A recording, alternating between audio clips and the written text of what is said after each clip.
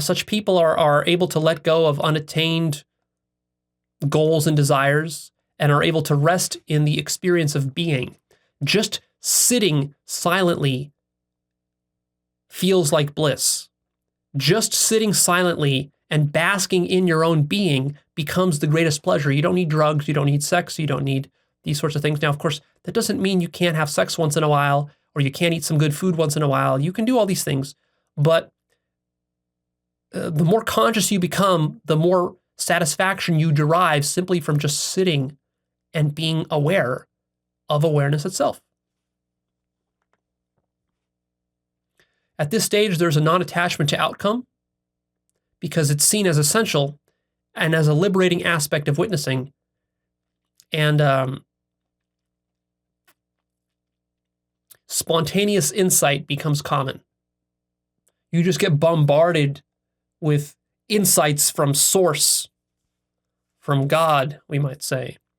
Insights bombard you all day long. If you sit in silence, you'll get a bunch of insights about the nature of life, yourself, relationships, people, animals, the cosmos, evolution, society, government, politics, everything. At this stage, reality is seen to be a universal mind. Mind with a capital M. Mind as the only thing that exists. Everything is mind. Everything is consciousness. There never was a material world. There was only a mind with a capital M, the infinite mind. This mind is God. This mind is what you are.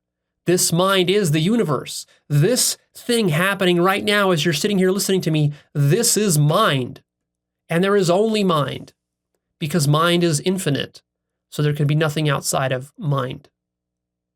The universe is recognized not as a material clockwork machine, but as a conscious, alive, intelligent, sentient mind. It's consciousness. Everything is consciousness. A table is consciousness. A chair is consciousness. A fire hydrant is consciousness. A car is consciousness. There's nothing but consciousness.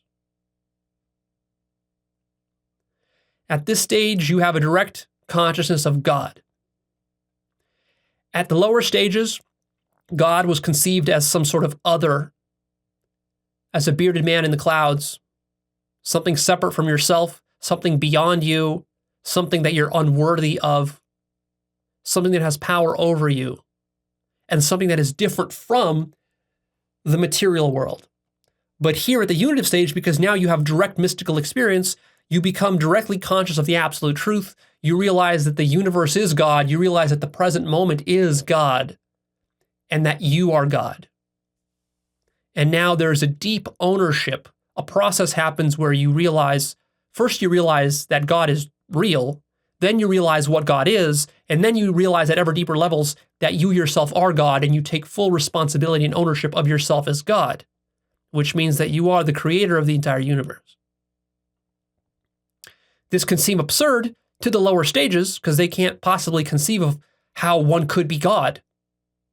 Leo, if I'm God, how come my life sucks so much? That's because you are God, but you're not aware that you're God.